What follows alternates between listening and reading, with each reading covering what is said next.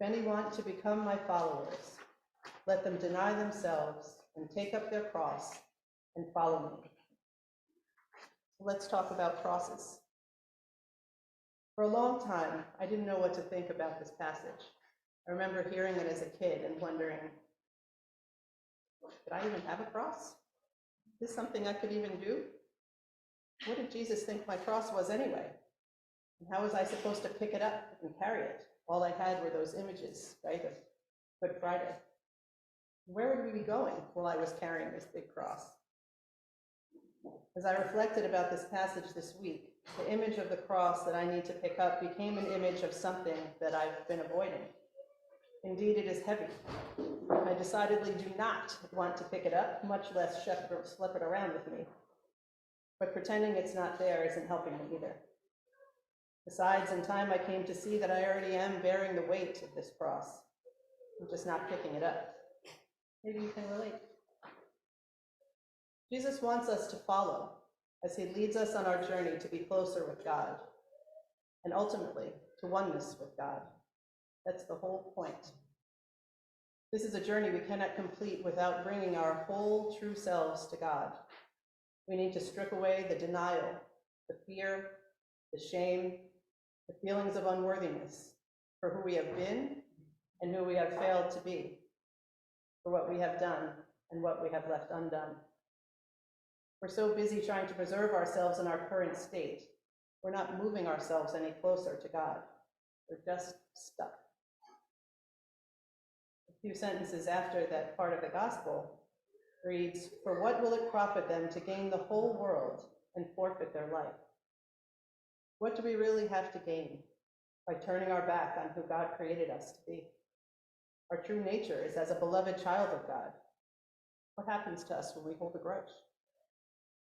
There have been some instances in the past few weeks where something has activated me, and in response, I felt like I went from 0 to 10 in an instant, at least on the inside. Seething anger, talking real fury, which is not a normal state for me, needless to say. I'm grateful that more than once, in response to these sort of jarring and intense feelings, I was able to call an internal timeout, took a few breaths and asked myself, what am I so angry about? What is causing such distress, and why is it so intense? And honestly, what do I get for being right? All of that anger and negativity spewed out into the universe, is it really worth it? As Jesus asks, what will it profit me to gain the whole world by being right, self-righteous, all the while forfeiting my life and the person that I seek to be? What is your cross? Perhaps like me, you're avoiding something you feel you cannot face, or just pretending not to see it. Maybe you're holding a grudge, you just won't let it go. There's a conversation you need to have. You don't know where to start or what to say. You'd rather just not do it. Well, whatever it is, it's in the way. Crosses take many forms. They can be decidedly difficult to face, let alone to carry. But Jesus challenges us to take up our cross and follow him, whatever that looks like for you. I invite you to be courageous when looking at your crosses. Be courageous, yet remember that we are not expected to deal with life alone. Get support from loved ones and your parish family.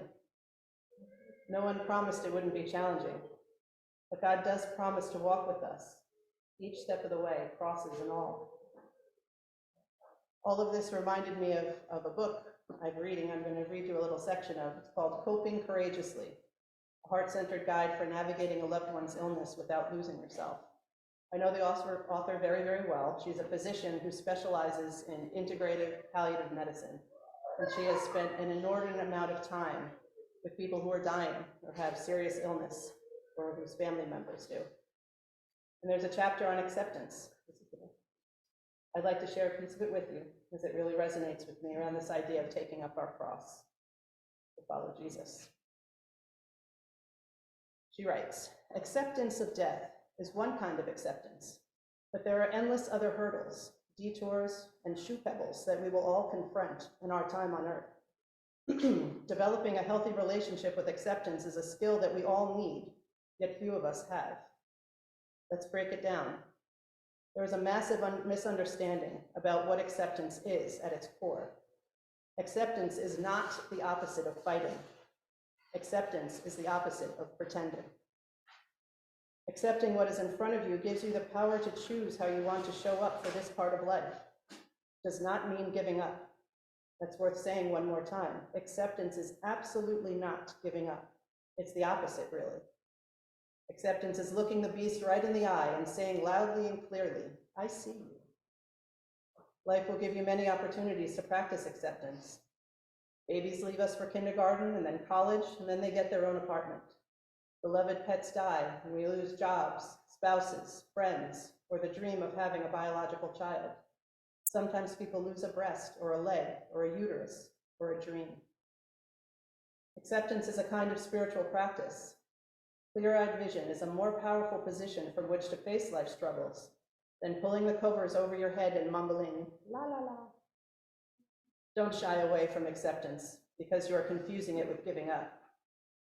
Also, practicing acceptance of a difficult situation does not mean that the universe will heap more of it upon you and break your back with the weight of it all.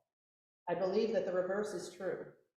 It takes a supreme amount of energy to keep the covers over your face or bury your head, ostrich-like.